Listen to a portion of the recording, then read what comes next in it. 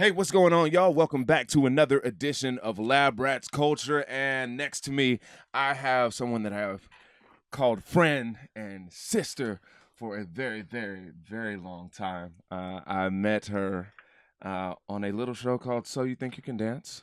Season 4. Whoa. And since then, she has gone on to battle internationally, judge battles internationally, even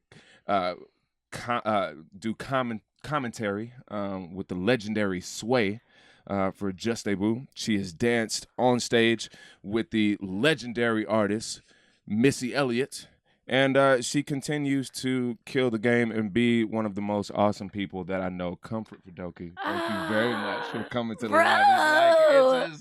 It is a long time coming. It is a long time coming. And I think this is just one of we talk a lot, so this is really so this is gonna be easy. This is really just us just kind of talking on camera. Pretty much. Now y'all gonna get the spin. Right, exactly.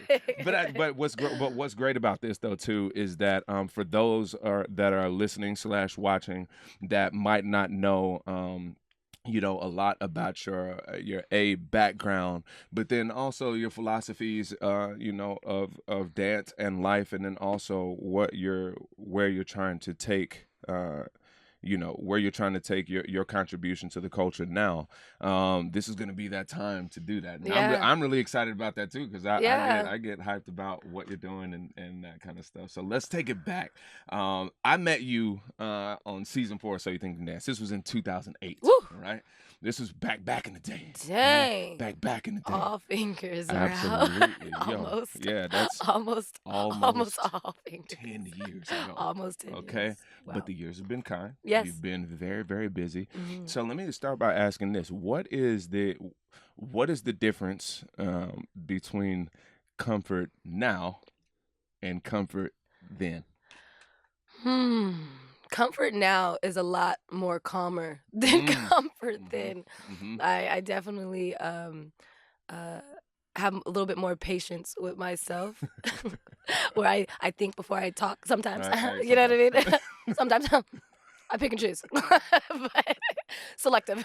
but I do feel a lot more, I guess, refined in my art, and I'm sitting in it nicely, where I'm actually blossoming into the woman that I've always seen myself being. You know, but I was just too crazy. I had so much energy that I just wanted to let it out every second, and then now I'm like, I know how to unleash the beast when it needs to. Absolutely. and still training that. Absolutely.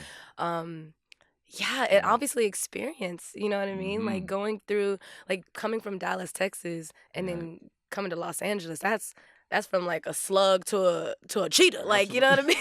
Like that is crazy. Like, because the life in Dallas is a lot slower, and it's a lot more chill. We swish a house, you know what I mean? Everything is like, draped up and dripped out, don't talk about, like, you know what I mean? So Wait, can you talk about Dallas lifestyle? Because I just had Marty Kadelka in here a couple of weeks ago.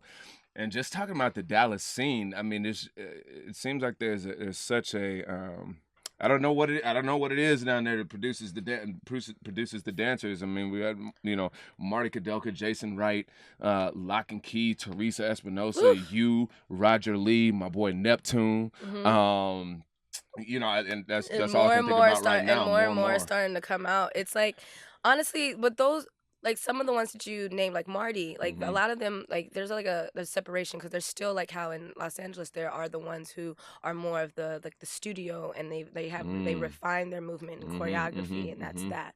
And then you have the others who are just completely street and completely freestyle.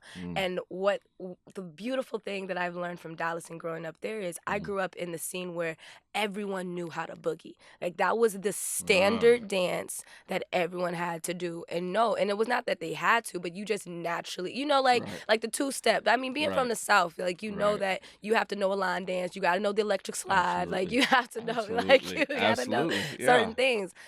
Because it's just literally a family cultural, it's just It It's is. a party all the time, you Absolutely. know. And what's funny about that is the speaking of Boogie, the D-Town Boogie, The right? D-Town Boogie. Who's been aptly renamed The Dougie. to the Dougie, right? But and here's a fun fact, you guys, is Comfort was actually the person that taught me how to Dougie. Taught me how to Dougie. Taught me how to Dougie. Anyway, it was unsuccessful. I'm not gonna lie to you. I don't want to see the first tapes of me trying to do it was Yo, his myself, boogie was crazy. We was our like, brother William Wingfield, yeah. and then Joshua Allen. We were there on tour for So You Think You Can Dance, and I was like, oh man, it'd be so great. Like, wouldn't it be fitting if we did a Dougie? Like, when we And I was came like, out well, for we're our going to give him introduction, 101. and she tried to teach me, and it was just I just did not look as cool as she did, and the more time that we spent there, the more that was really able to wrap my head around around the culture that kind of that really nurtured that. Because y'all, if you don't know, Comfort is one of the grooviest individuals that I know. Like, and not saying like, hey, you're a groovy guy. No, I mean like grooves, like sitting into grooves and being able to rock her body and actually show you what music looks like. And it's been like that since I've known you, seriously. Like, you know what I mean? And you've only grown since I've known you, and you were dope then. Do you know what I mean? So Much can you respect. how did you get introduced to dance? Have you just always been a fan, or was it I think I've just only been a fan when I was younger because I Mhm. just wasn't actually really good. Like I said, my first move was the electric slide. Okay, get him, That was get the him. one thing but I did it in different directions. Uh. So I showed you different sides and angles and stuff. Hit the flow, bam! Like, bring it back up. But that was the only move I really knew. To be honest, I started off as a track star. I wanted to be in the Olympics. I ran track. Yeah, I ran track all my life. I started at the age of 7. And my dad is a runner, and like he's stupid fast. I've tried to run against him thinking that he was old. His little African feet smoked me, bro. I was like, dang, Nigel, that's real. We out here. So but and so he so I that blood was always in me. So that competitiveness like was always within me. So I ran track, and that's how I was in my competitiveness. And so my mom actually loves music and loves to dance. Like she is well, you know. Yeah. So like she's a character. You are her child. Yeah, I mean, I have been produced. This is what happens. And she honestly, what she did when I was younger was she kind of like put all of her like things that she loved to do, like writing and music and dance, and put it on me. And like we made me like her own little mini Apollo. Like we'll get the Bible and put it up, and then she'll be like, all right, you gonna learn this. We're gonna learn this song that I just wrote yesterday. And I was like, okay, practice it. So tomorrow at 7 p.m. we got a show. And I'll be like, okay. You had your own little mini like showtime Yeah, at the Apollo? we had our own little mini showtime at the Apollo. I had to like remember her like songs and come and like actually like perform them for just my mom and dad. That is so cute. And they have videos of it, and it is hilarious because I was pretty serious. But that was just all fun. Like there was nothing that was forced upon that when it came down to dance. So that was just something that came secondary. It was just something I was just a fan of, and I would always watch videos. And back then, like music videos was everything, you know, like everything. Yeah. So like watching music videos and looking at like obviously the Jacksons and looking at Michael, looking at Janet, but I also loved like the pop culture too. I loved NSYNC. NSYNC. Justin Timberlake was supposed to be my boyfriend at one point in my life. Wow. Yeah. I felt that. I knew he was gonna shine. I knew he was gonna shine. I knew he was gonna shine. I I saw it from the Something beginning. about the curls and then the cornrows. And the beaded bandanas. And the bedazzled bandanas. Yo, to a point where I started loving dance just as much as I loved track and sports, that I would just honestly start playing both. So I started teaching myself how to dance by just rewinding the music videos, stopping, remembering the choreography, rewinding the music videos, stopping, getting and then until I pieced it all together. I would watch everyone's like stage performances just so I can get Right. the full thing because, you know, the music videos sometimes cut Of off. course, they cut. They They go from cut through. cut to cut. Yeah, Right. and so Yeah. I did that. And so the day that I felt like I do love dance just as much as I love track and sports was the day that I wanted to do the talent show, my 7th grade talent show when I was in living in Dallas at Hutchinson. And my mom, I was like, man, I want to do it with the group, but no one wants to dance with me to NSYNC. Everyone's like, all my boys were like, I ain't dancing to no NSYNC. What you talking about? I was like, but NSYNC is cool. Absolutely. And they were like, no. Yeah. And she was like, you know, if no one's gonna dance with you, be a one-man show. And I was like, okay, all right, cool. So we bedazzled my bandana, had my little jersey, Right. yeah, had my jeans, closed the show for the talent show. What? It's gonna be me. The entire choreography. Oh, what? The entire song. What? Had everybody wait. You don't want to lose it. Had everyone in the audience waving their hands on their feet. Literally, I had a standing ovation, and I never thought that one person can get that from just dancing. So that was the moment that fed my ego, and that was the day. That was the day, and it was over after that. You couldn't stop me after that. Well, I mean, I would imagine so because you also have you have such a stage presence about you. You know, I mean, you just have a presence about you anyway. Just sitting here right now, you just have so much light. But I would imagine that you know, getting that raw and untapped. And when I say raw, I mean without dance class. So this is you doing that only because you're hype about it, right? Not because you're like, oh, this is gonna be the illest choreography, and oh, I'm gonna book this job from this and that. This is like that young, dumb, eager, yo, I can do anything. I'm about to do a performance of a boy band by myself. I'm doing everybody's part. Oh my God. I'm gonna do the whole song. And I'm gonna do the whole song. Did you do and you're the gonna whole watch. And yeah, there was no cutting in. I don't know how to cut. How do you cut music back then? Put the whole song on. Fade it out. You were on stage for almost 4 minutes by yourself. Listen, that video is epic too. Still got the VHS. Please. Oh my God. Please. So honestly, that's where it started, and from there, just I balanced both. I wanted to keep doing it. So Aaliyah, TLC, all of them influenced even my style. Missy Elliott, all of them influenced my style, my everything. I kept getting in trouble at school because I tried to cut off my T-shirts and wear baggy pants. They'd be like, no, you excuse me. Where's your clothes? Well, Aaliyah wore it in her outfit.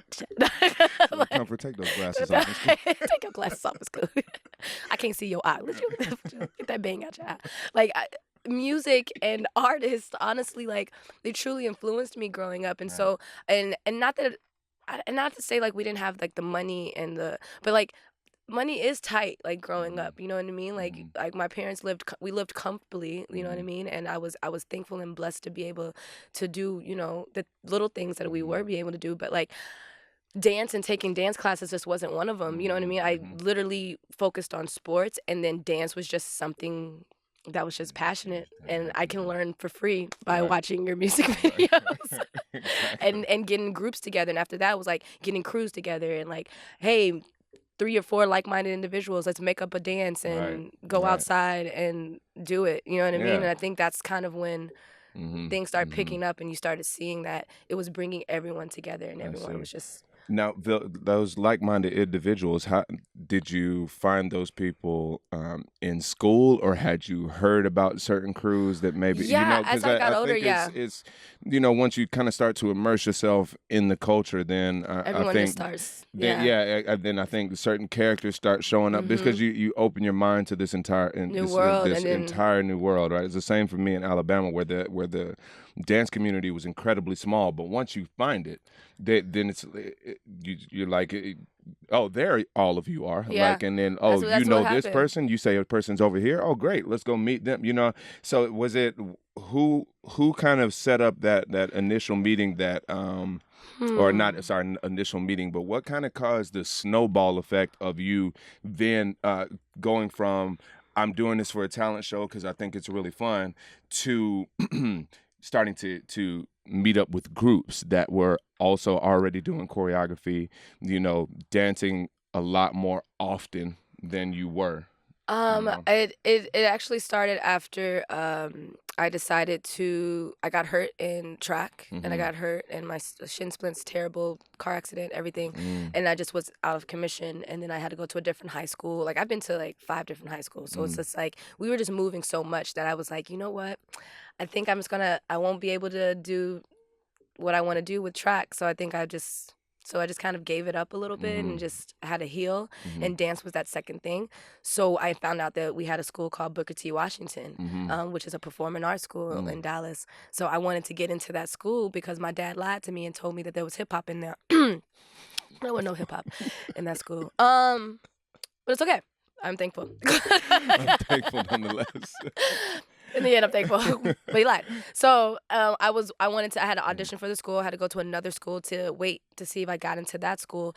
And then so when I got into that school finally, there was no hip hop, but there was African class, which was great because I was close enough. Right. And so I started just learning this different styles and different dances, and I also became a part of this like gospel choir company where I connected with this other musician who connected me with his cousin. He was like, my cousin knows how to dance, and I think you guys would be great. And his cousin was Corey Smith.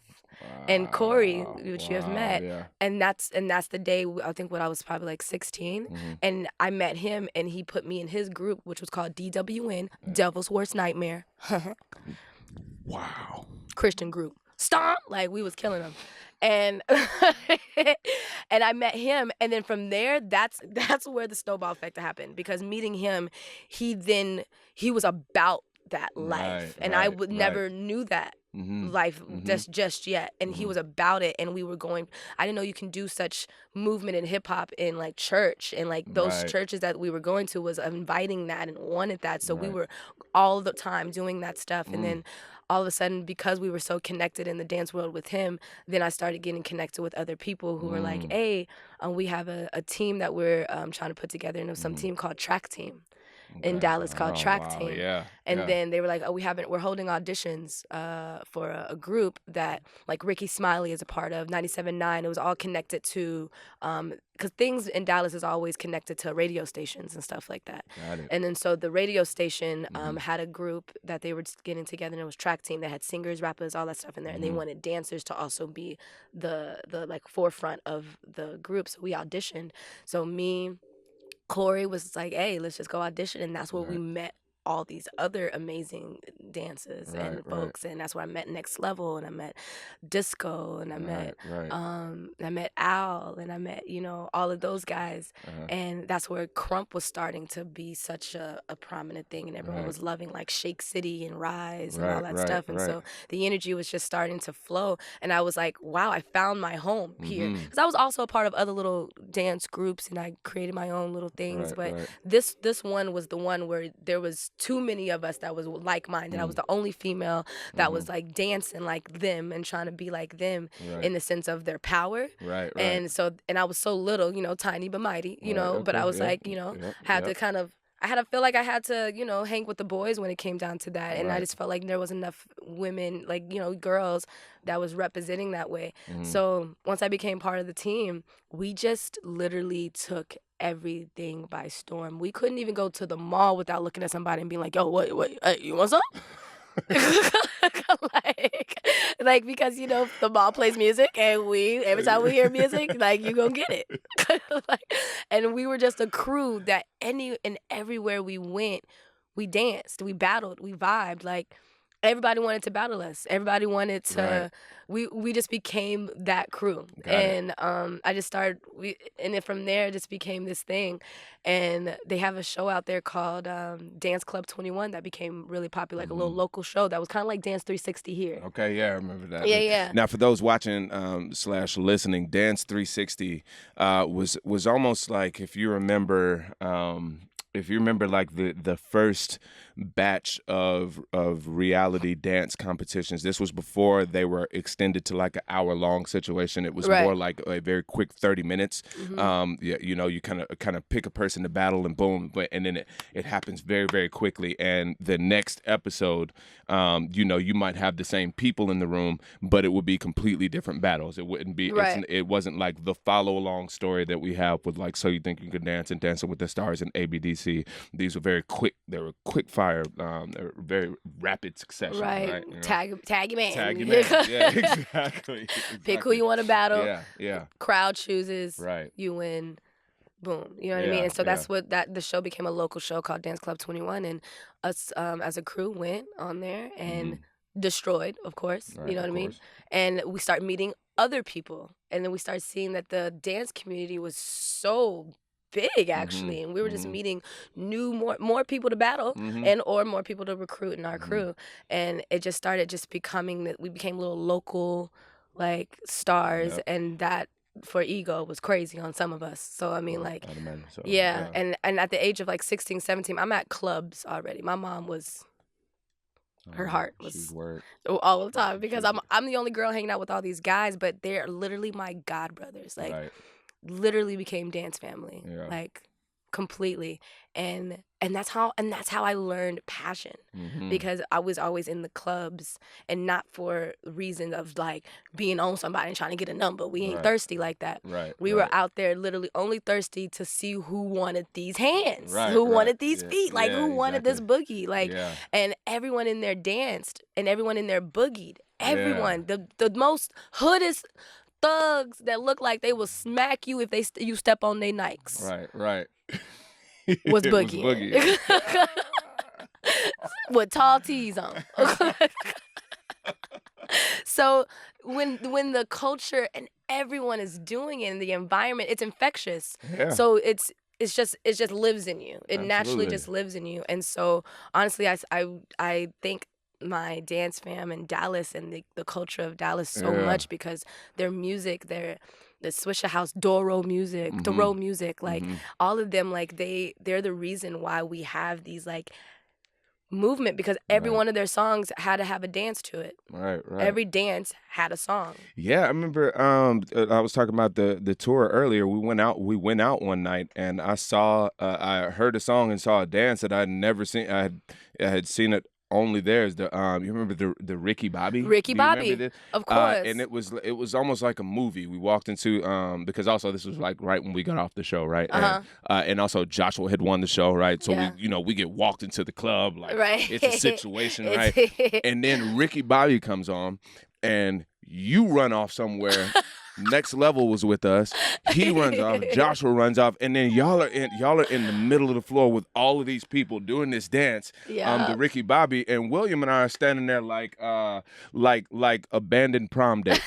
Do you know what I mean? We were just kind of like, oh, this is great. Like, It's so amazing, because then Ricky Bobby turned into what everyone calls the Cat Daddy, and like the Cat Daddy was a radio personality on K104, and he did his like boogie and like always the wheelchair, and then we call the dance was called Ricky Bobby because Talladega Nights, the movie, and so like that was all about like the wheelchair. So if you like listen to the words in the song, you can tell he's talking about a particular person from a movie, and like that's the reason why the dance comes up, and then like everything has a reason. Absolutely. Everything has something, and so when a song comes on and everyone knows it, everyone is going to do it in their own way, and you got to see who got the best and who got the best boogie. Because it's all part of the D-Town boogie. It's just now these different branches of dances are like pulling out, because everyone has to boogie while you're doing it. Right. So it's just a That's kind of amazing. I mean, it's a branch from honest, man.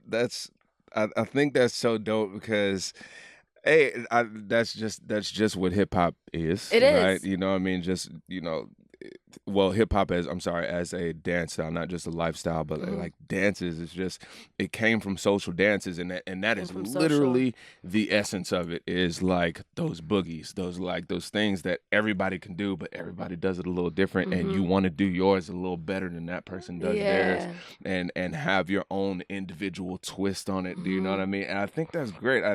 And I can tell that you still thrive on that to this day, because again, with the grooves that you have, it seems like a lot of your movement is based solely in the groove, and everything else is extra. Do you know what I mean? Like which sometimes now hip hop is switched where the groove is just the surprise. The groove is a novelty, right? The groove is a novelty. Like if I stop like all these one-y and a twos and go ahead and two-step real quick.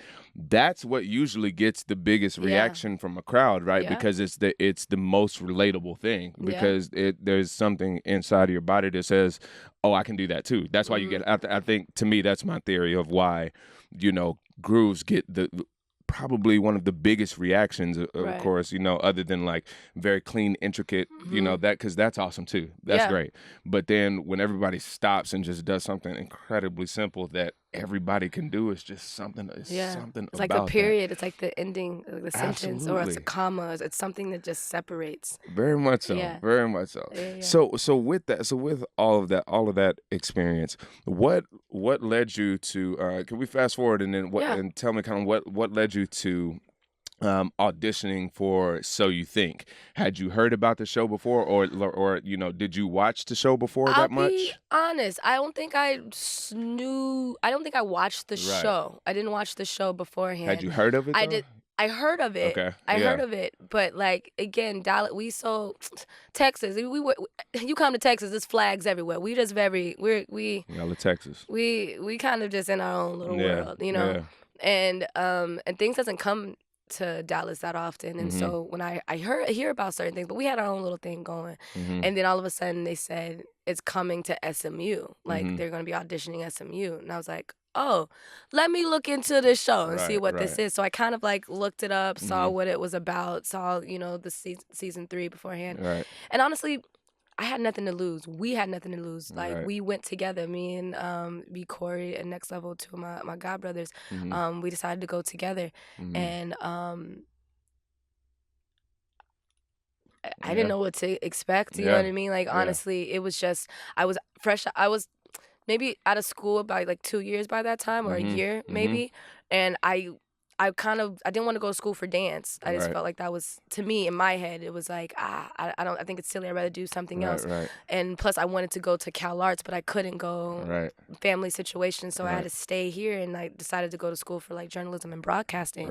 And then all of a sudden this show came to SMU, and I was like, I haven't done a ballet move or nothing in a year, because once I got out of Booker T. Washington, I was done. You know what I mean? It was it.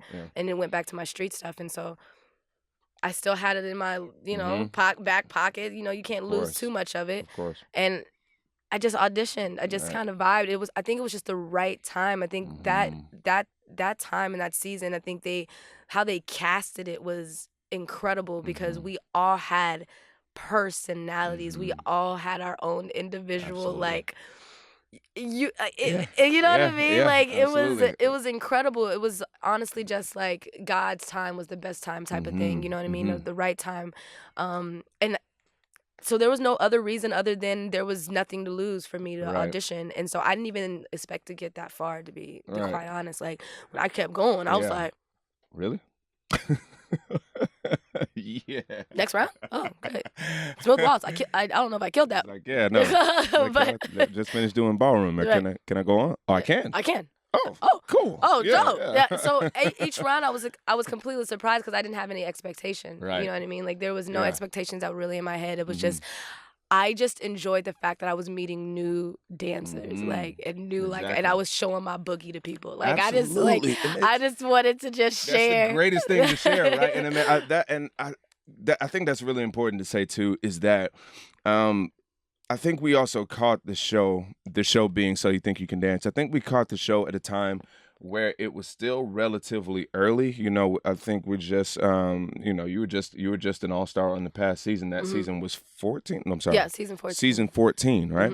So the show has taken on a different life now.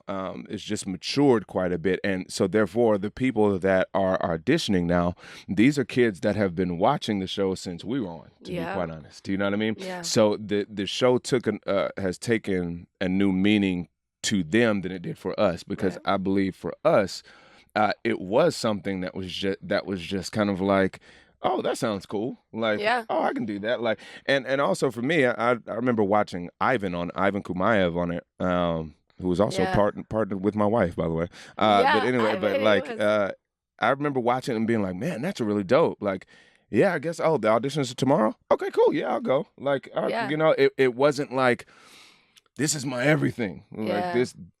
this is my everything. Like I need this. You know what I Yeah. mean? And it although it came at the It came most out of clutch time. Yeah, it did. It Absolutely. You did. know, it yeah, it really changed the game for both of us, I It did. believe. But we didn't go in with that desperate energy Yeah. of like this is all I have, and if Yeah. I don't get this, then like It was very we just shared. It yeah.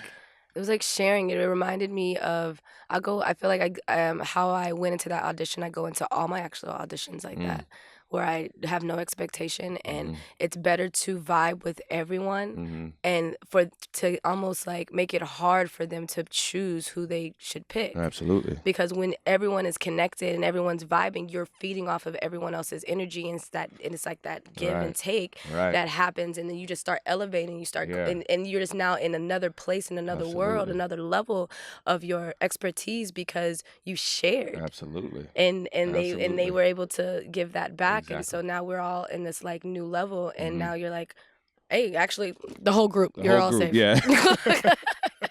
We know what to do. Can't cut any of you guys. Can't Yeah. cut it if you. Now it's just about preference at that Right. point. And then Right. that's one thing you can't get upset about. It's like if you weren't tall enough, you weren't this enough, you weren't that, like that. Right. That doesn't determine your talent. So Absolutely. once that comes, then you've already done your job, and I think that's where I step in all my auditions with. Mm-hmm. Now, so let's talk about the show for a second. Yeah. Yeah. So you've made the show now. Yeah. We've gone through the auditions, right? Woo. We've made the show. So now you have gone from it's gonna be me by yourself. Talent show, right? The electric slide, then it's The gonna be electric me. slide, then It's gonna be the talent show. Sorry. Also, showtime at the Apollo at Comfort's house. Hey, yes. So you've gone from that now to being on a nationally televised show. Is that is this your first nationally Yeah. televised situation? Yeah. Okay. So now, what was your mindset then? Listen, because at this point we were also so hyped because we didn't really have this conversation during that time. I think we were didn't. we were just really hyped to be on the show and and just still sharing. We were still freestyling. Yeah. We were still we were having a good time. But like if you think back, and even though you didn't approach the audition with that nervous energy that we were talking about, was there ever a time that energy kind of seeped in during the show? Because Absolutely. I remember the first time Comfort put on heels and a dress, heels and a Listen, short dress. Okay, that bra, and panties, heels. and beads situation they had me in, I was like, I ain't never been this revealed in my life. My godbrother was like, "You got a chest? What is that?" I was like, "I don't know." Yo, it was. Oh man, wow, taking it back, like well, first off, I got hurt Yeah. the first episode. I popped my shoulder out of place, so Yep. that was like the first experience, Mhm. which was very scary for me because I then had to just like begin being competitive, being a sports head. I'm like, push through the pain, Yeah. you got it. Right. But like the nervousness didn't necessarily seep in just yet. Like I was still on such a high that I was on television. Right. Right. Like I was already a little local star. Right. Right. You know what I'm saying? So I already had my localness. And I was like, oh my God, this is a whole new level, Jesus. Like this is what you do. Oh my God, I believe in you. And so it just turned into where I was just on such a high that like I was just hype. And it didn't seep in until I just kept being at the bottom. Mm-hmm. Like that's where like maybe like the second time I was at the bottom of the show. Like the Right. first one was great, off top, boom. Right. I went at the bottom there, and I think it was because I was naked. And I think Right. they're so personally that's since we cats out the bag. And so after that I had clothes on and I was doing this other, style, and it was I think a Tice dance. Yeah. And sometimes it's also about like the partnership and all this other stuff. So it was starting to get really tough because you had to also find the connection with your partner, which was Chris for me at that time. And it started to seep in when we were at the bottom that one time, and I was like, whoa, it hit me. You had to dance for your life. But I was like, oh, dance for my life, freestyle, Done. done. Yeah. I do this every day. Absolutely. I did this before we got here. Like, you know, so then that shot my confidence back again. I was like, if I'm gonna be at the bottom, cool, I'm just gonna dance for my life. But it started to get, you know, a little redundant after a while, because I was just like at the bottom every single week after that. It was just like, and that's where it started to hit me, where I was just like, oh my goodness, like I didn't realize how bad I wanted this. You know, I didn't realize how much I can't, you know, fake technique. You know what I mean? Like everyone at this point, that's when it finally hit me, where I got out of my little, you know, ego, big personality in it, and I kind of settled a little bit and realized like most of everyone here has been training all of their life.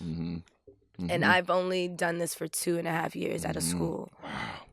And everything else was just me and some crews being silly. You know what I mean? Yeah. The experience I had on everyone else was I just had experience of just, you know, the vibe and collaborating with people and the energy of just performing.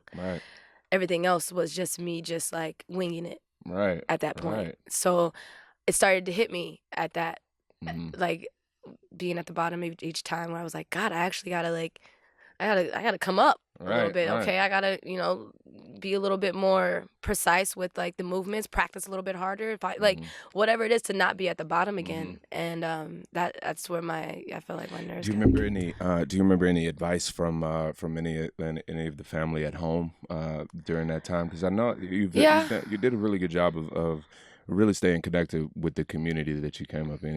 And I saw that too, especially when we went back to Dallas. Like there was no kind of separation.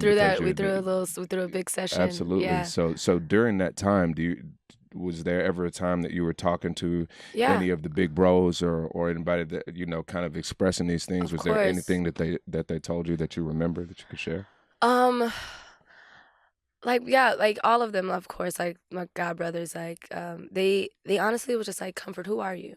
Like, who's Comfort? And I was like, I'm just me. I don't know. I'm just, you know.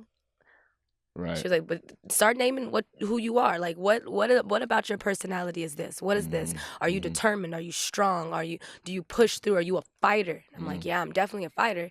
You're a competitor. Yeah, I'm definitely a competitor. You're right. Like it was just one of those things where they were like, this is what you do. So just keep fighting because what's yours is yours. Like, you know, and like, getting great advice from my father and my mom too. Just them letting me know that, you know, what's yours is going to be yours. You know what I mean? And not to kind of like worry about what I need to be like for everyone else, you know, because the show can kind of make you feel like I have to be like the next person because this is what you guys 100%. Like, you know? And so it's like, no, don't try to be like anyone else, and just truly know self-love enough to say that who I am is good enough, and I'm still working on who that is. And I can just express what that is and be vulnerable. Maybe I can just be a little bit more vulnerable. Open my eyes a little bit more and listen, you know what I mean? And not talk as much, you know? It was one of those things where my bro was like, all right, maybe you just need to probably shut up on a couple of the videos and just listen. I was like, okay. Like, you know what I mean? Like, just the smallest things, you know, that I don't ever, you know, take in as anything because I'm just so, like, joviant, you know? But then after a while, I was like, no, I do need to listen more. Okay, you're right. Okay, I need to step back and listen more and take it all in and be more composed with everything. And by that time, you know, I got kicked off the show Top 12, you know what I mean? Once I felt like I found it. But when I got kicked off and I was in the hotel, I was like, man, I really felt like I killed that solo. You know what I mean? Like, I went for blood for that solo, but I think it was just one too many at that point. And I will never forget the call that I got from my dad and my bros. My bros was like, it's all good. This is not over. You're not, this is not it. This is not it. You're not done. Like, this is the beginning. This is the tip of the iceberg. La, da, da, you know? You don't want to always hear any of that. Like, you know, after everything. Me, in my head, I lost. As a competitor, that wasn't first place. You know what I mean? And so it hit me. I was like, whoa, okay, I lost, but I had a great experience. I had to keep telling myself that. And then my dad hit me up, and he was like, you know what, I have this feeling. And he's in being Nigerian, I'm half Nigerian, and and so my father, like, he's very deep. He's listen. They call me CEO, you know. CEO. Don't you worry about a thing. Something is coming for you, and it's not over. I do not feel like you are done with the show. Daddy, I just got kicked off. What do you mean I'm not done? I'm done. Right. I got to be on here. I couldn't be more done. Like they showed the package. You can't be more done than that. Like, nah, like the show ended with me saying bye on the mic. Yeah. Along with the goodbye package that they made, and they already had pre. I was like, dang, when did they do this? Did y'all do this today? Or like, did y'all know this yesterday? So I just didn't want to hear that. And then so, but I take it in, whatever. And then all of a sudden, I got that call no more than like 3 hours, 4 hours later. Amazing. From Jeff saying, hey, Jeff Thacker, like producer, like hit me up and was like, hey, just so you know, we're going to probably need you to come back. For what? For what? Yeah, like for what? And then he's like, we'll tell you when you get here. And I was like, and obviously tragically and like sadly, Jessica got hurt. Yeah. And but that was like the immediate reason for me to come back and take that place, and was able to dance with me. And that was And then so let me pause real quick. So for those that maybe weren't watching, so you think at that time, during our competing season, so Comfort originally got eliminated at top 12. Yeah. And during the top 10 week, they usually switch the partners that you have been working with to dance with new partners and learn new duets. The partner I was working with, Jessica King, shout out Jessica. Jessica's doing her thing with Peloton. Yo, she's yes. Yeah, Jessica King. She looks great. Y'all check her out. But so Jessica and I were doing a number, and she had, I believe it was a fractured rib of some sort. Yeah. So the show ended up bringing back the last, the person that got last eliminated, who was Comfort. So Comfort and I actually got to dance together. Which was like the first time like two hip hop danced together. It was the first time, and forgive me for anybody from the show if I'm misquoting that, but I believe it was the first time that two hip hop dancers were ever paired together, and also able to do hip hop as well. Exactly. Because man, thank goodness, because look, that we did that waltz, which was okay. Yo, I feel like we kind of killed it. It was all right, it was good. But then we did a hip hop to Chris Brown's Forever, by Dave Scott, and that was honestly it is still one of the highlights. One of the standout moments, the highlights of the show to me. We had so much. We had so much fun. So much fun. That was so much fun. It was just so meant to. I guess it was so meant. It was just so meant to be in that moment. And after that, honestly, I was just like, you know what? Whatever happens is supposed to happen. Absolutely. And I'm just gonna let this flow. I didn't know that you got that call from your dad. I got that call from my dad, and it was just so crazy that he just felt like he was just like, no, I just feel. Don't give up just yet. Don't ever give up until it's not over until it's over. Absolutely. You know? And from that experience, man, being on a show like that, but then also not just the show, but going through the process of, not only chasing down your dream, but like hunting it down and making sure that you're actually executing on it. It just provides you with so much growth and maturity. So, after let's fast forward past the show. The show was awesome. We had good times. We went on tour, had even more incredible times, and now we're back out. We're back out into the real world, right? Yeah. Where the la la land of tour life, it's gone. Which was just all fun and games. It was amazing, and a little bit of work. Yeah, a little. And now we're back. Now we're back to hustle on our own again. So, what was life like post being nationally televised? And then knowing that, that it was time to get back on the hustle again. It was, I guess the first year, because by that time it was like 2009. The first year I felt like it was it was a little bit easier because um, we got roommates, became roommates with Katie, Hey, Chelsea Katie Hightower, Sheen. Hey. Chelsea Hightower, Hmm. and Courtney Courtney. Galliano. Yeah. So we all became roommates, and so it was easier to have that support system there Yeah. at that point. Yeah. But after that, like, it was tough, like, Mhm. because this is my first time being away from home like that. Mhm. Like, I'm paying rent. And rent Right. is, you know, this is Los Angeles, you know Ooh. what I mean? Ooh. The price that we pay, I can Mhm. get a house with my name on the street, like, you know what I mean? Real talk. Yeah. With a lion, maybe I can get a lion. Like, I can even get animals. So, like, with the price you have to pay. So I just had to learn how to all of it was just so overwhelming. It was honestly overwhelming to a point where I almost wanted to go back home, Right. and figure it out. But because the audition process was crazy, you had to start over. It didn't really matter, Yeah. honestly, that I was from That the you were show. on some I thing, didn't. It right? didn't Yeah. matter. Like, Yeah. some of these choreographers was like, next, okay. Right. Oh, you Good did for that? you. Great. That's All right. great. Yeah. That's awesome. You was on television. So was I. Next. He was like, "You right. You did dance with Michael Jackson." Like, you know what I mean? Like, Right. and you started to realize. I immediately realized I just was another fish in the pond. You know what I mean? And I had to show myself again. I had to re-audition myself in now Los Angeles. You know, without having the show to fall back on. You know, I didn't want to have the show to fall back on. I really didn't want to use that as my have that as my clutch. You Of know, course. so it made it even that much more I feel like harder, due to the fact that I had that idea in my head where I was like, I don't want to just only be known for the show, and I don't want to always just leave to go teach, like, and do stuff. I want to, like, be amongst the crowd. I want to know what it is, and so it was really. It was tough. I will admit it was definitely tough because, you know, once you start, you know, doing this audition life, you start realizing it really isn't about your talent like that much. Like, Right. it's about who you know. Right. It's about what you look like. It's Absolutely. about what you wore, and are you connected enough with the director or the choreographer to get this spot? And are Absolutely. you?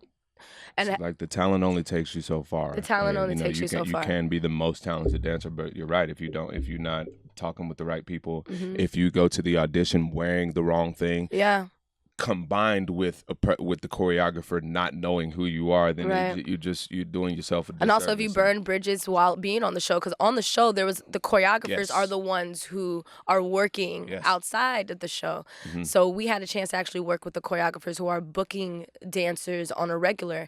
And then so if you've thought that you just was whatever you were and was, you know, didn't need anybody while you were on the show, you already immediately burned that bridge, because after the show, you know, it's your name now just went around like a mini dance blacklist. Exactly. You know what I mean? Exactly. So it was very important to, on all levels, to, you know, I guess, keep that, like, relationship with certain people. And I just started to understand what that meant and start trying to take the right classes and all this other stuff. So once I finally, I guess, got the niche of everything, my first job, Brian Freeman hired me. Yeah, which is so dope, you know, because Brian Freeman he is a, like, super like OG, like, you know, has done everything and is still doing everything and still still dance will around dance. circles. You know what I mean? Brian, you're the man. And Oh so my for God. you to, you know, book a job with Brian, man, I mean, that says a lot. It does. That was my first job, and we went overseas, and he told me I had to sleep in my heels. Right. Because I wasn't really a person who wore heels and danced in it. And he was like, so you're gonna sleep in your heels until you get this correctly. Those need to feel like tennis shoes to you. And I was like, but they're so high, how could they? Like, you know. But he molded me, and he truly showed me the level of that I can get to when it comes down to me as a woman, not only just playing towards my masculine side and my, you know, tomboy side, like really showcasing my feminine side, but not having to be so overboard with it, you know.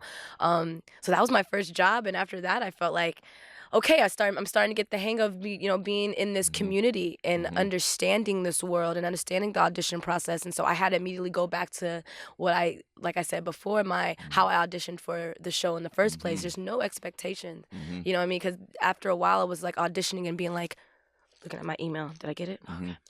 No, you know. and you just sitting there waiting and waiting and waiting, and I'm like, you know what? I'm such a hustler. I don't wait. You know, you can't Exactly. wait for Right. something. You know, it was one thing I've learned as a individual, as a person who just goes and gets. Mm-hmm. Just Mm-hmm. do it. Mm-hmm. And if you see something that you want and you have a few like-minded individuals, come together and create it and Mm-hmm. do it. And I think that's what I just started doing after that. And I Right. became a part of a crew, which was with Showtime, and we called ourselves Styles Play. Right. And I was home at that point. Right. That's what I needed. I was so stuck in the industry world Mm-hmm. and so stuck in Yeah. like, what should I wear today? Right. Makeup, hair. I Right. was so stuck on being so, like, I felt conceited, and I hate feeling vain. Right. You know, I Right. hate feeling that. And I just, what I felt if I was only stuck in the industry work. And I was like, I finally have a crew. Mm-hmm. So I was sessioning and freestyling with them every Mm-hmm. day, battling. And so Mm-hmm. that's when I was like, you know what? I'm going to literally find a way to be both in the industry world Mm-hmm. and in the street world, because the street world kept me sane. Right. Like, it's the Yeah. only thing that kept me sane. I Right. felt like I would have lost myself Right. Which is without easy to it. do out here. Which is very, very easy Very to do out easy. here. Very easy. Completely easy to do, because then you're like, the expectations get so high of what you feel like you have to look like and be like that you immediately only take that person's class. You don't look outside the box in anything else other than, this is what my goal is. I can only do this, and I need to be this person. Right. And right. then all of a sudden you're like, you've now lost yourself Absolutely. in the process. And I just didn't want to do that. I Mm-hmm. I felt like my boogie was going away. I felt stiff. I was like, oh Right. my God, I need a 10-man. Right. Oh, I need some oil. My boogie's not the right way anymore. Right. Right. So and that's where I opened up the door for myself to continue to live both the street world and the industry world. Mm-hmm. And that helped me, you know, tremendously in so many different levels, mentally and physically. Now, do you remember? Do you remember some of the walls that you had to break down? You know, once you finally got started with Styles Play, initiated. Because I remember you guys used to dance together all the time. I All the almost time. want to say every day. You know, Yeah, we training trained every day, and pretty you know. much. Different So styles. do you remember some of the walls that you had to break down that the industry kind of built up? I know you just kind of touched on it, but like how did it affect your dance as far as freestyling goes? Were you stuck in a rut where you were doing something where you kind of kept repeating moves that did well for you? Maybe for an audition, or maybe if you had like a little I was just in my freestyle head. before class, like, you know. I was just the wall. I was just in my head. I was literally just not as free. Like, when you, as a dancer, you should have no expectations. There should be no boundaries. You know what I mean? Like, you should be able to use all of what you've learned, and everything that you've learned, that all of that should be somewhere here. You know what I mean? It shouldn't be here. It should be here, Right. so that you can pull out those tools when you need Absolutely. it. You know what I mean? Very much And it's pulled out from your heart, and Yeah. so, because that means it comes effortlessly. Right. And at that point, I was in my head, Right. so the wall was up of being like, how do I look? Like, and, you know, and so it was just, and I was repeating some of the same moves after a while, or or I wasn't feeling as like confident after I was done, because I didn't feel like I did exactly what I wanted to do, or so it was, I don't know, it was just Yeah. it was almost like when people have writer's block. Right. Like, Yeah, of you know, course, of like, course. it was like that, just Right. as a dancer, just having like that type of mental block. And as I you know, started being more repetitive with being with the crew, and always practicing your art, like, always practicing your art to me is your freestyle and knowing yourself. Like, you must know who you are. Right. Like, you must. And so as I was being repetitive with that and practicing that art, it became so much more effortless to then just go out and just do something and be like, wow, and I can just do the smallest thing, and it'll be like, oh my God, you exuded so much energy, and like your light was just so incredible that I don't even, you know, it's because now it was just effortless, because it came from a totally different place, rather than it became such like a mental thing. I guess that that's great. And then what's some because the Showtime is the homie, man, and show, you know, teaching his groove classes and all that. So Yeah. just being under his tutelage for a while, like, what was like a really great piece of advice that he gave you that you remember? There's a couple. Like he's definitely like big bro to me. I think one thing that he just would, when it came down to the dance, he says, always stay a student of the dance. Just always stay a student of the dance. Right. And I was just like, okay, just stay a student. There's always something to learn, right? Yeah, there's always something to learn. Just never stop learning. Right. Never stop learning. And I realized that, like, seeing like Toni Basil and like being able to be around her, and she's like in her 70s and like she is 20. Right. You know what I mean? Right. In her spirit. Yeah. So staying a student, and she's always still taking other people's classes, and stuff like that. Right. So staying a student of the art, period, is what I've learned the most. I love it. And then so you've taken that, and so was this your introduction into into the battle world? That was my introduction into the battle world. Yeah, that was that's where, because obviously being a part of that crew, then we're now doing like all of these different events and participating in like the 818ers and like freestyle session, B-Boy Summit, Versatile, KOD. Right. KOD came around, like all of that stuff. I wanted to be in we battled 2-on-2 in every one of those things, like as Styles play, and then we battled in and then we did Just a Boo. I did KOD, and I battled at KOD, went to China. We did USA versus Korea, Japan, and then all of a sudden you guys won that, we right? won that. Yeah. We won that. Yeah. USA won that. It was an epic 2012. Epic battle. It's on YouTube. People can watch it. And Virgil was in that. Was he? Virgil, yeah. Well, yeah. Virgil was in. Yes, Virgil was in the first one. Yeah, because we did it twice. So Virgil was in our first. Little O. Little O is what he Lil was. O. Little O. But for those the So You Think You Can Dance fans, Virgil from season 12. Virgil and Comfort. They were battle partners for it. And they Commandos roasted, like and crazy. They roasted. So crazy. And so that was the introduction, and it just started again. Like you open up one door, so many starts to just like open, and so I was like, okay, more, because now this is international. Right. Now we're not here like in Dallas anymore. Now I'm not just only seeing this one area. Right. Then went to Los Angeles, and I'm not seeing only New York and Los Angeles. Now I'm seeing the movement being taken in Russia, France, Japan. I don't even speak English to you, but our movement is our communication. Right. And that was the most.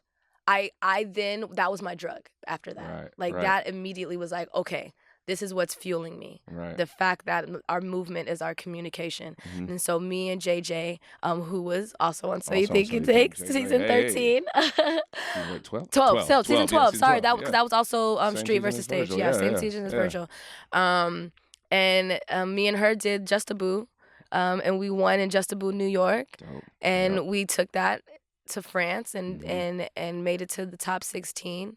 And after that, that's now the Just a Boo stage. And if everybody doesn't know about Just a Boo is one of the biggest street battles overseas. One of them, you know what I mean? One of them, because it's in a stadium that holds like 10,000 people, and it's sold out, and like MTV like covers it, you know what I mean? So the art of hip hop has really blossomed and taken an entire different shape out there, and it's appreciated on an entire different level.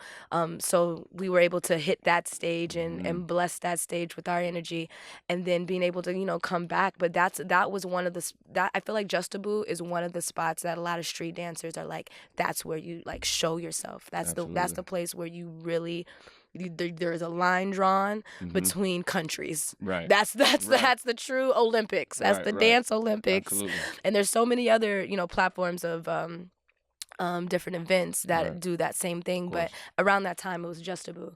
And from there, it just, everything else just kind of, again, just trickled down after that, and more opportunities. What was it like battling overseas, Comfort Way? Because what was it like to, what was that like?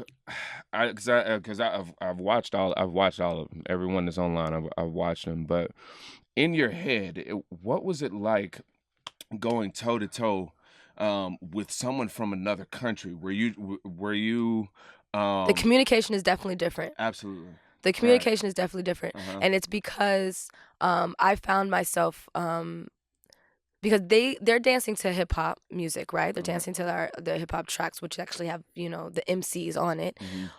Sometimes Right. they don't understand English. Right, They don't right. understand what they're dancing, so they're dancing to the beat. So going and dancing overseas was a little bit tough because they will make their DJs only play just the beat. So it will just be always instrumentals. So that's the like. Just play instrumentals most of the time. I said, okay, Personally, maybe not, but personally, they would always only that's their thing, it's instrumentals. So it was really tough for me because as a hip hop like dancer, the MC is what's the important part Right, of that. right, You know what I mean? right. Because that's where the conversation starts. That's where Right. this talking happens. You know what I mean? That's where the stops goes, and now you are being what the MC is as a Right. dancer. Got it. To me, that's what that is. And so when you lose the MC, you kind of you lose. I feel like the dynamic of where the dance can go, and and so that's where it was a little bit tough when it came down to dancing overseas to people, because when it's just an instrumental, you literally are creating your own conversation. And the beat can go left or right, up and down, and sometimes these beats, they are so used to them, they know them, they've trained to them 24/7. So like even though everyone's like, oh my god, he killed that, oh my god, he knows the song, guys. You know what I mean? Right. And for other people who don't, you're just like, woo, you just have to be so in pocket. You have to be so in tune with your star player. Right. On some Cat Williams. Be in tune with your star player. So that it can be able to transition and flow without breaking up the sentence. Absolutely. You know what I mean? Yeah. And I think that's what was really tough, was the conversation sometimes would be broken up because the beat would go so many different directions that I suddenly was stuttering as I was. Got it. Yeah. You know what I mean? Yeah. It was a stutter more than it was a free-flowing conversation. Is it more difficult for dancers from the States over there? Do you find it, or is it an even playing field? I don't think it's an even playing field. I think there's been a lot of controversy when it comes down to hip hop, and because they call it new style. After a while they were calling it new style, and then there's like, even though it's originated from here, a lot of movement, I say, is originated from Africa. You know what I mean? Like everything's there. You know what I mean? That movement. Right. So everyone's kind of claiming something. Hip hop, ours is different. So honestly, when U.S. comes over there is, even though there is some like there is some connections, and everyone loves one another. There is a few times, and a nice amount of times, where it is U.S. versus everyone else, and it can have that. Like I said, the lines are drawn after a while because we communicate differently. Because how we talk, they don't necessarily live a life that we live. Like this is a culture that's just like, it's what we do. Right. What they've done is they've learned it from what they've seen. They're watching like NWA. They're watching like all these old school films and Tupacs and the Biggies and this and understanding the hip hop culture and la da da. Right. We completely lived it, and it was around us 24/7 rather than it was something that everyone was trying to watch. So therefore, I think that's where there was a little bit of like back and forth, and there a little bit of animosity, honestly, especially for some OGs out here who want the respect from them, and they're like, we don't know you. Oh wow, really? Yeah. Oh yeah. Luckily now I feel like the tide has like calmed. Right. But then, boy, there was surfs up, bro. Like it would be so ridiculous. I'd be like, why y'all so angry like right now? Right. But you would feel it in the battle. And I would be like, you know what, fine, bring that then. I can feed off of that type of energy. But sometimes it would bring that energy there because they're like, oh, look, it's US. Right. And you'd be like, oh, wow, okay. Oh, wait, well, let's go. Right. And sometimes once you, just like how in a real life, like when you fight, sometimes when you fight with your fam or, play boxing or whatever, sometimes you just need to get that, that aggression out. And then after that, it's over. Yeah. Honestly, that's how some of it happened. You get that out, and then all of a sudden at the end, there's a respect level because now this exchange happened. Got it. And now you can kind of That makes sense. Yeah. Even that's where maybe it becomes an even playing field, because now mhm. they're like, oh, okay, respect. Right. Well, you get, and then so I guess that is the thing where you do it crosses the line of like, I think you may have to prove first Yeah. to share, Yeah. right? You know what I mean? hmm Especially on like battlegrounds, right? And Yeah. especially internationally, it's like, all right, you coming in, you from the States, like, Yeah. let's see it. Like, not on Yeah. some sharing, like, nah, prove that you Yeah. can put it down, Yeah. and Yeah. then we'll share, you know. Yeah. And obviously you proved yourself, because then you've gone on to judge Yeah. and even do commentary Which was for so battles. much Well, fun. yeah. So what was that like?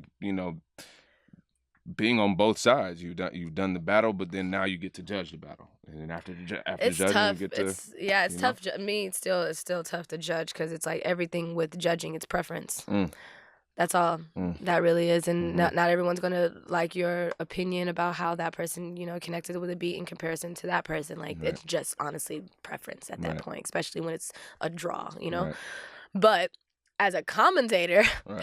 I can say what I want, and it just it's perfect. So it was so cool, because I was so involved in the community, Mhm, and I battled, and I proved myself, and I mhm, showed myself as a person who, loved the community as well mhm, as the industry. I would talk about it mhm, in works with other people that I was working with, and they would invite me to come, like with KOD. I was mhm. just they're like, hey, we want you to commentate for us and, show the highlights of the battles that we just did. Right. And I was like, dope. And that opened up the door for Red Bull to hit me up and say, hey, we want you to commentate this year. Awesome. And I was just like, and they just said Sway. They was like, what's Sway? And I was like, okay. I'm thinking, there's a lot of Right. nicknames in this world, that Right. Right. everybody got a Yeah. Yeah. nickname. Sway, Lay, Bay, like everybody got a nickname. so I'm like, all right. And then all of a sudden I got the email, and I was like, wait, hold up. Sway Sway Calloway? Calloway. I need you to say the whole name, Right. Sway Calloway. Right. And that just blew my mind, because honestly, I am in a transitional period where I love the arts so much that I want to keep it alive. And because I was actually, I immersed myself in it, Mhm. that I now want to talk about it, and I can talk about it. I Right. have the right to, almost. Right. Right. So that was like, oh my God, I this is that moment, because now Sway is on an entire different level with that, because he's Right. in the community with the music, as Mhm. well as he danced as well back in the day, being from the Bay. Yeah, he's from the Bay. Crazy. And Super Day, they grew Of up like course. together, like, you know Yeah. what I mean? Like that it was crazy. So Wow. like, when I got there and was able to commentate with him, he just like, before we did the commentating, he just talked to me, and he was just like, all right, let's just vibe. Let's, like, how are you? Who Yeah. are you? And I spoke to him and Yeah. talked to him about my come up of it. And he was just like, I don't really know too much about this dance, like when Mhm. it comes down to specifics and who did what. Mhm. And I was like, yeah, I said, that's a little bit sensitive. So we just kind of talked about, we just shared, and he just shared to me what Right. he knew about the hip hop culture and artist form. Right. And I shared to him the hip hop culture and like the dance form. And we Yeah. kept going back and forth. And honestly, Sway is incredible. Right. He taught me so much about just like riffing, and like, just, Yeah. Yeah. and sometimes Yeah. if you don't know what to say, and like how to play back off of your, your Absolutely. co-host, and Yeah. going Yeah. back, and Yeah. like, it Yeah. was just, he made the situation so comfortable that it just was just conversation like Mhm. this. You know what I Mhm. mean? Like, it was Mhm. just us just being able to just understand Mhm. what one can bring to the table. He brings something and I bring something, and so we just play off of each other's words. So if I say something that he doesn't know, he's like, hey, tell me about this. Da, da, da, da, da. Right. Didn't we talk about this before? And I'd be like, yeah. And That's we just dope. was able just Yeah. to play, and I will never forget that experience. I will never, because it then really fed my that little part of me where I went to school for journalism I was about to broadcasting. say, You know what I everything kind mean? of came It full all circle came there, full right? circle. Yeah. Everything came like full circle. Even though I wasn't able to finish school for journalism and broadcasting, I told him that, and he was just like, I didn't either. I was Right. like, he was like, it's all about the experience. It's all about just getting out there and just like Word. doing what you're doing right Word. now too, Yeah. bro. Like, you know what I mean? Like, interviewing people, getting Yeah. the scoop, and understanding what it is to just like, Mhm. converse with one that has the knowledge to spread Mm-hmm. to more people, you know what I mean? And just like continuing spreading that knowledge, you have to be that person, that vessel to do that.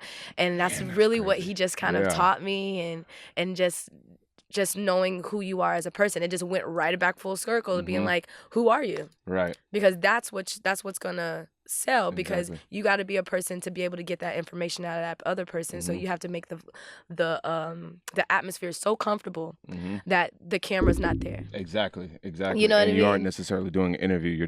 You're already just kind of talking. You're just talking. Exactly. And then everyone else is a fly on the wall. You know what I mean? Absolutely. Like and that's another thing I learned from him. And so I was just like, shout out Sway Calloway, man. Shout out Sway. And also just to second what he's saying, and third, I'm sure you've heard it many times, but you need your own show. Like I would love it. It'll be crazy. You need your own show like that, and I feel like that's gonna happen. Yeah. Anybody else out watching or listening, if you got an idea for Comfort's own show, and let us know what's up. Step into the comfort zone. I can use my name like that. That's what. I got the right. I got the right away. I got that right. Hold on. Now, switching subjects, we're still on the subject of coming full circle. Yeah. You have danced with Missy Elliott. Okay. Can I tell you a quick story about that? Yes, please. Okay. Please tell me a story about that. All right. So my life was over, right? I was like, oh my God, dance. Who do I want to dance for? Like, you know what I mean? Who's out there? That type of thing. And all of a sudden, out of nowhere, they say Missy Elliott is having auditions. This was 2012. She's coming back, right? And I was... It was not even... I don't know when the audition was next, but I was just like, what outfit I'm... Yeah.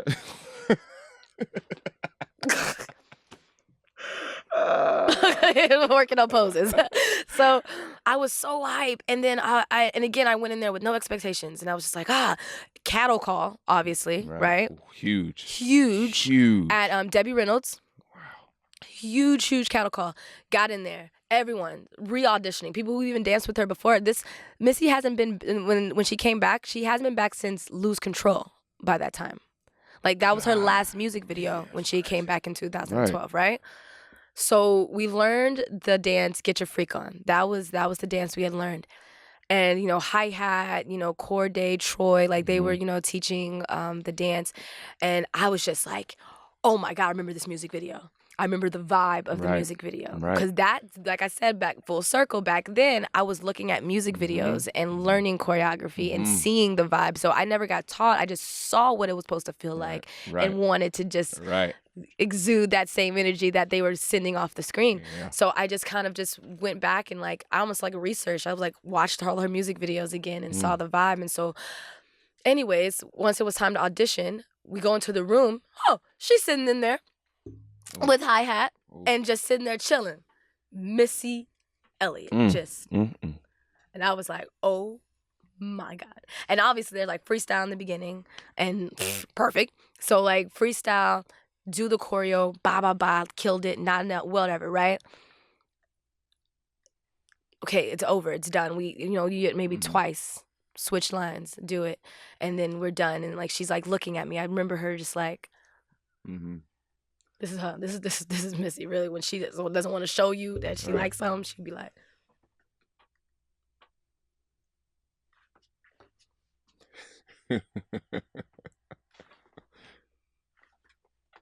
yeah. And poker face.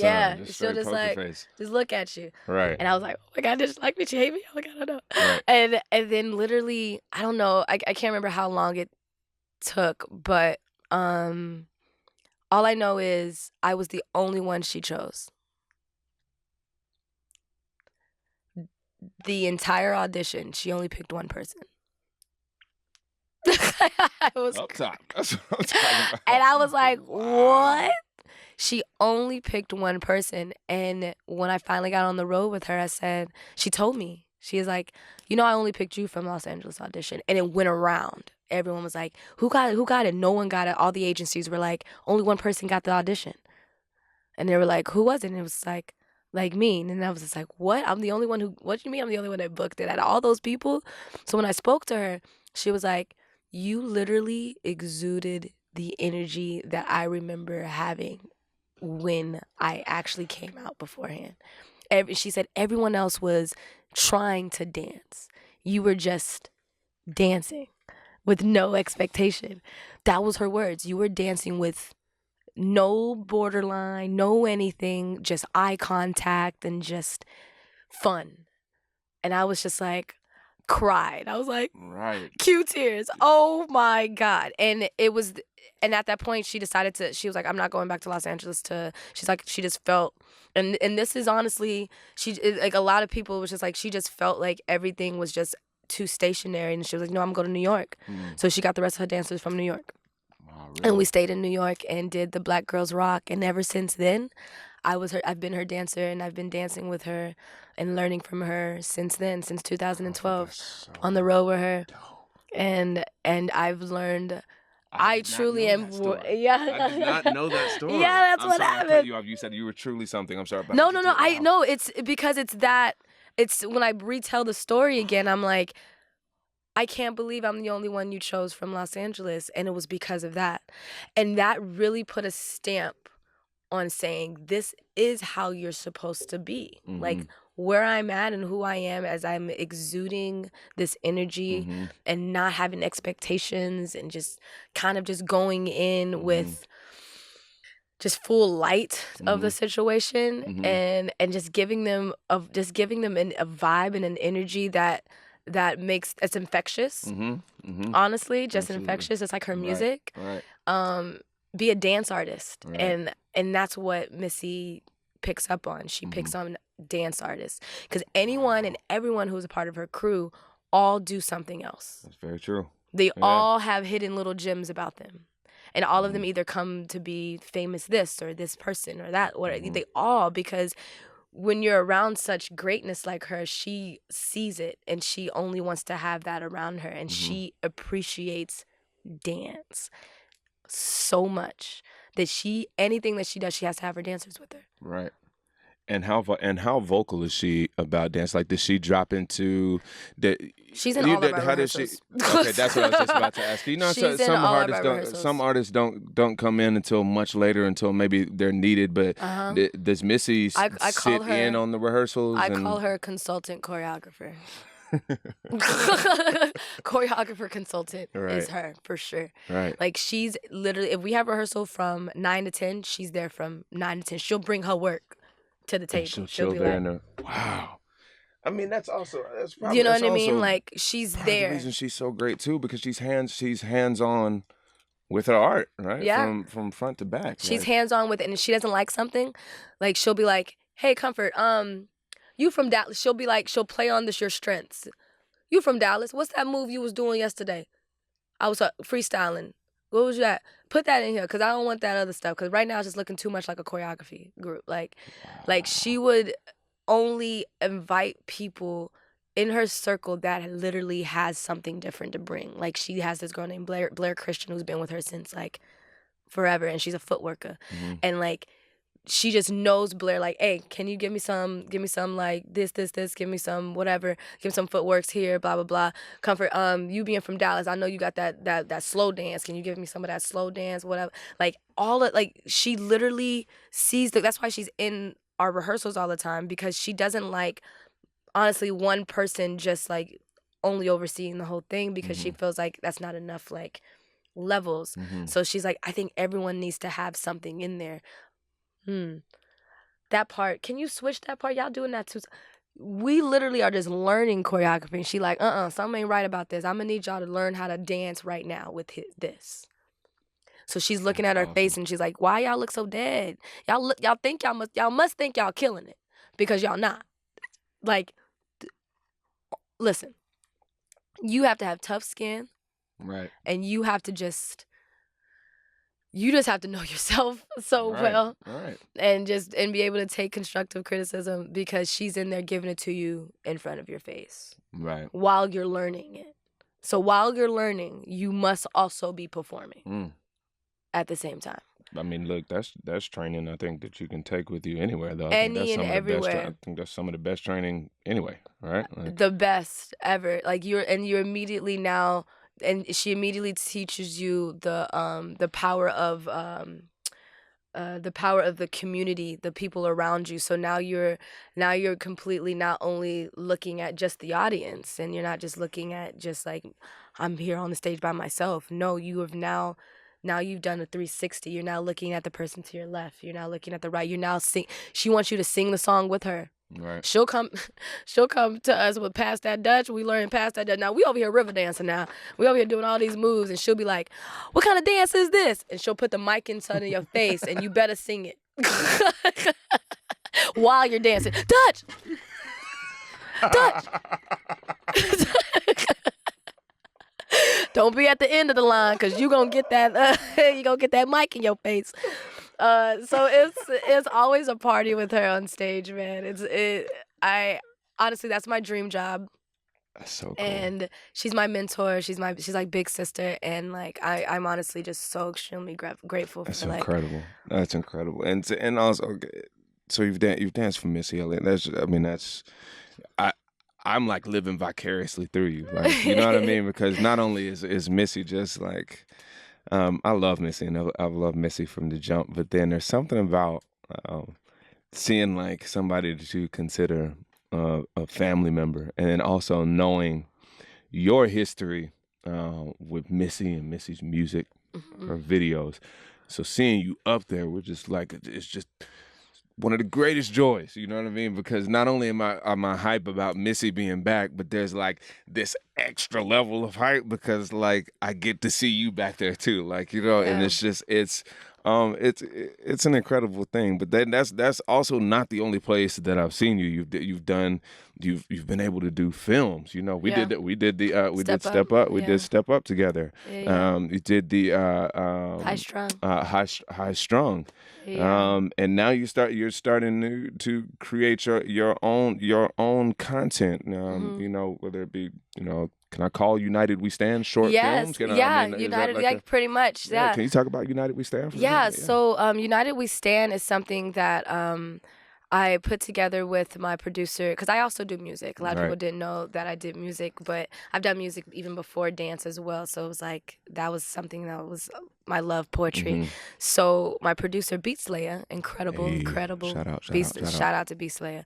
And I was like, you know what, one day I just, the world, as a dance artist, consider myself as a dance artist, I'm like, we just have such a platform to speak how we truly feel in volumes, and people will listen. And our body tells a story, and music, you know, it does that for us too. So I was like, you know what, like Martin Luther King's speech was, it just spoke volumes past color lines, you know.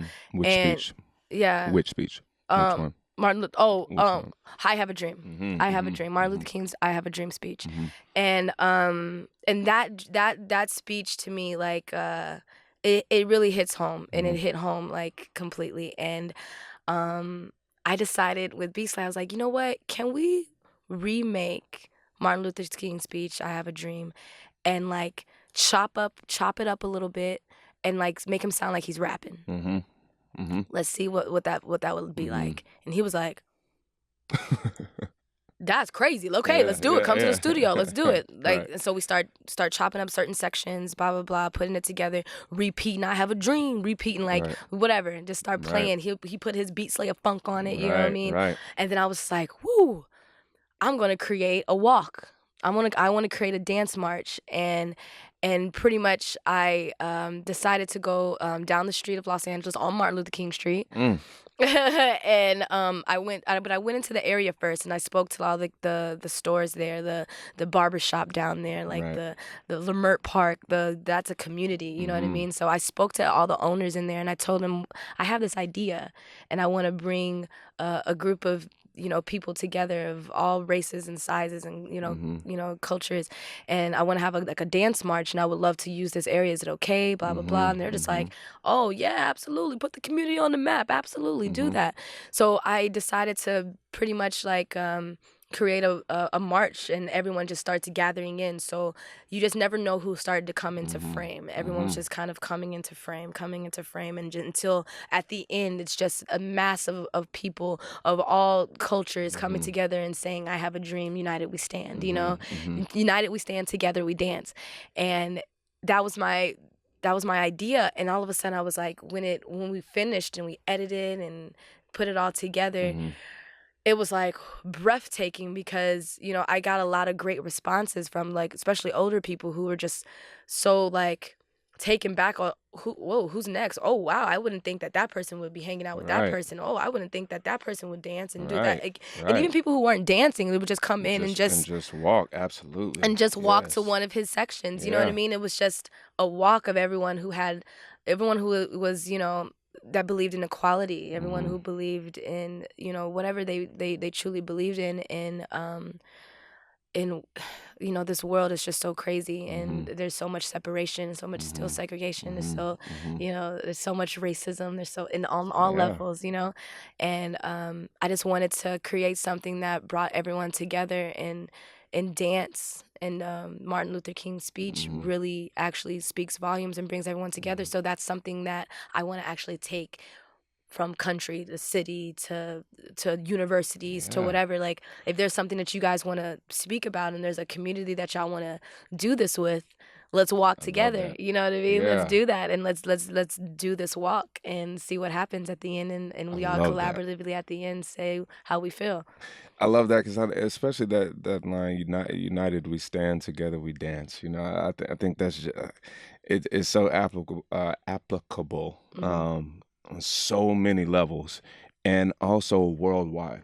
Worldwide. Worldwide, you know what I mean? I think everybody has something to say. And honestly, everybody could dance, especially when you kind of let your guard down and you're in the group setting. It's like one of the most powerful forms of expression. Yeah. So I'll make sure to include a link with that to make sure that you check that out. And then also, if you ever hear about it, if like my watchers, listeners, if you ever hear about it happening, go and participate. Yeah. Go and participate, even if you're not dancing, walk. Yeah. It's very, very powerful stuff. Comfort, very powerful. Now, lastly, closing. Okay, with this is like it's a bit of activism almost, right? Like a Yeah. little bit, Yeah. In my getting your own way. mission. Yeah, of Like a course. statement in music. What else? What else? This is like the worst question, like because I feel like this is very LA question. Like, what else do you have going on? But not like not what else do you have going on like career, but what other passion projects do you have going on? You mentioned music, and also you guys Comfort runs a whole gamut of different artistic endeavors with like music, dance, art. Comfort paint. Sometimes I call Yeah. Comfort something. Which I'm painting. Like, what? Just What are you painting? What are you painting? What are you doing? Like, what? So I what? just love it. For our watchers and listeners, what can they look forward to seeing from you as far as like from your passion, not just like we'll see you dancing with Missy and we'll see you doing that, Yeah. but like what can we look forward to from you? Like more I, things like United We Stand, and do you have some music out that you? I definitely have music coming Yeah. out soon. I think Mm-hmm. that's the one thing that's going to be the most exciting. Yeah. Beat Slayer, my Yeah. producer now, we have some amazing bangers that we're going to, come out and Yeah. do. And I'm really excited about dropping that in 2018. Bang. Um, Come on. Let's go. just singles after singles, and just like creating just like visuals with that Mm-hmm. as well. Mm-hmm. Seeing more of me as a creative, Mm-hmm. director and like artistic director and Mm-hmm. choreographer. I was able to do my first music video as a full director and Mm-hmm. choreographer for Nia Sue. Mm-hmm. So being able to do that, and I don't know, I have my hand in so many different things. Mm-hmm. Like, sometimes it's overwhelming and I need to calm down and just do one, but I Mm-hmm. just can't. Like, Right. you know what I mean? I Right. just Right. I don't have it in me to just do one thing. Right. Right. So I feel like you're gonna see a plethora of That's awesome. of things, just because that's my zone. Right. Like, I'm always in some type of zone, you know what I Right. mean? And Not Comfort Zone is my company name that Mm-hmm. I'm building off of. And Na is a broken English for the. So Got it. it's a broken English for the in Africa and Nigeria, so Not comfort zone. not comfort Got zone. it. So NA, not comfort zone. So the comfort zone. So Right. everything is gonna fall underneath that, and I'm gonna be just doing a lot of like company work, where Mm-hmm. I'm gonna have a company here. I'm gonna have a company in Dallas. I'm gonna have a company in Love it. New York. I'm gonna have a company in Atlanta. I Right. wanna be able to spread freestyle Right. dance and choreography at the same time. I want to continue to keep what I learned and how I learned how to create and vibe and exude such passion Mm-hmm. and energy, and I want to be able to give that, because you have to. I mean, as Mm-hmm. I'm getting older, I mean, I don't look it, you know what I'm saying? Still looking young. I ain't done. But but the pass it down is the one thing I've learned Mm-hmm. from my OGs, is to not hoarder everything Absolutely. and being able to pass it down. So you're Mm-hmm. just gonna see hopefully a lot of like, auditions to hopefully be a part of this world that I'm trying to create when it comes down to bringing the arts together, I love it. music, Mm-hmm. dancing, acting, cinematography, showing that we're not just dancers, we're dance artists. Right. And Which is very important to say. It is. I mean, seriously, it it's is. it's and it's very. I find it to be really a reinvigorating thing, even for myself. Like, yeah, not just dancers, dance artists. Like I was talking with John Buggs. John Buggs was in here a couple of weeks ago, and he used that same term, dance artist. And just listening to him speak, I'm like, right. You kind of get caught up in this thing where you're like, well, no, I'm not just a dancer, but it goes to another place because you start thinking of like, well, I'm something else. Well, maybe well, you know what? No, I'm an actor. Like, no, no, no. Yeah. Like, no, you're still a dancer, but like, you're an artist within that. Like, Yeah. you're a dance artist, and I've really come to love and appreciate that term, and I think Yeah. that's something that could be so important to our culture right now. Right. Is that you don't have to totally switch into a completely different career field. You can still branch out and expand your art in dance. Yeah. You know And what I just let it mean? take you where it's supposed to. Absolutely, 100. And Comfort, one more thing. Um, what what can you say um, to the future dance artists right now? I mean, I feel like you said a bunch of things that are easily digestible but like profound, Mhm. especially speaking to being true to yourself and letting it Yeah. come from the inside out. Yeah. Um, And I think that's all I mhm, can truly just continue to keep saying. Like, right. it doesn't become redundant, or is that a relevant statement, and Hmm. it's something that I stay true every day to me. Be impeccable with your word, you know Mm, what I mean? Just truly like trust the process. yeah. Like, if there's one thing I can say, just trust the process. Hmm. Your process is yours, and that direction that it's supposed to go in, Hmm. leaps, bounds, detours, whatever it is, blocks, you know what I mean? Yeah. Whatever it is, it's your path, Hmm. and trust it, because it's supposed to lead you in the direction that you're supposed to go, you know? I love it. I love it. Comfort, where can we find you on the socials and or anything? Where can we find you? Okay, so at Hmm. Comfort Fedoke. So make sure that's E at the end. So that's COMFORTFEDOKE. COMFORTFEDOKE. COMFORTFEDOKE. COMFORTFEDOKE. Block me on the social media. Social media, that is every social media. Twitter, IG, Facebook, that's so every social media. Social media. COMFORTFEDOKE. Wow. You And I heard it didn't, here you know what I'm first. saying? The lab. Comfort, I'm so proud of you. I'm proud of I'm so you. proud of you. It's so crazy. Like seriously, I'm so proud of you, and I'm looking forward to experiencing and also watching.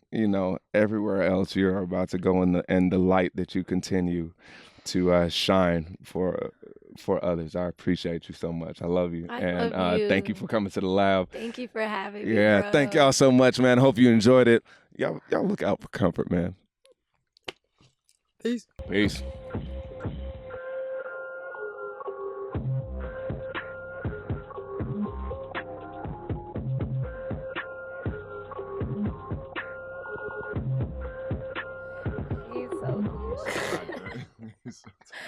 details on him is ridiculous. Name suggestions on Instagram? I saw a couple. Yeah, I saw a couple. I'm like, yeah, Uncle Cheddar's kind of tight. That's Uncle kind of my Cheddar? favorite one, Uncle Cheddar. Oh, Uncle Yeah, Cheddar. yeah, Uncle Yo, Cheddar. Ched. Ched. Yo, Ched.